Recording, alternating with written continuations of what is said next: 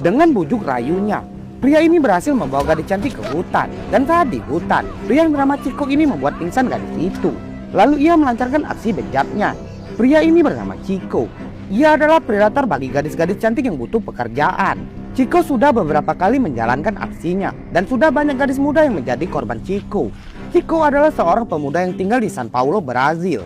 Chico sangat menyukai olahraga sepatu roda. Bahkan Chico aktif di komunitas sepatu roda di kotanya. Hingga suatu hari, Chico sang predator melihat seorang gadis cantik dengan bujuk rayunya dan mengiming-imingi gadis itu untuk menjadi model sebuah produk kosmetik. Chico membawa gadis itu ke hutan kota. Dan setelah beberapa menit, ternyata hanya Chico yang keluar dari hutan itu. Dan sudah dipastikan sebagai predator kaum wanita. Tentu kalau Chico telah menyelesaikan korbannya. Chico adalah seorang karyawan swasta yang bekerja sebagai kang paket. Setiap hari Chico mengantar paket ke rumah konsumen. Ia adalah karyawan terbaik, hingga Chico sangat disayang oleh bosnya.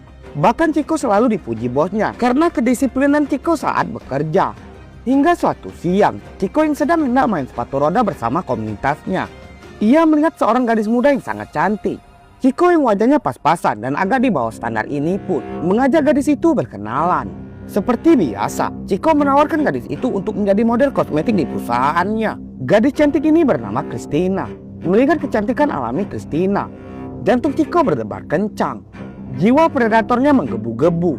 Sebelum pergi ke perusahaan kosmetik, Christina minta izin pada Chico untuk menelpon saudaranya, memberitahu bahwa Christina mungkin pulang agak telat. Supaya Christina tak curiga, Chico mau berbicara dengan saudara Christina saat ditelepon. Chico minta izin untuk membawa Christina ke perusahaan kosmetik. Singkat cerita, Chico dengan penuh ramah tamah mengajak Christina pergi ke lokasi pemotretan.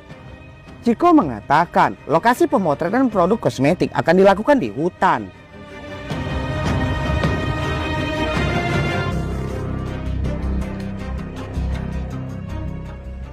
Begitu tiba di hutan, Chico langsung menyeret Christina dan menyerang Christina.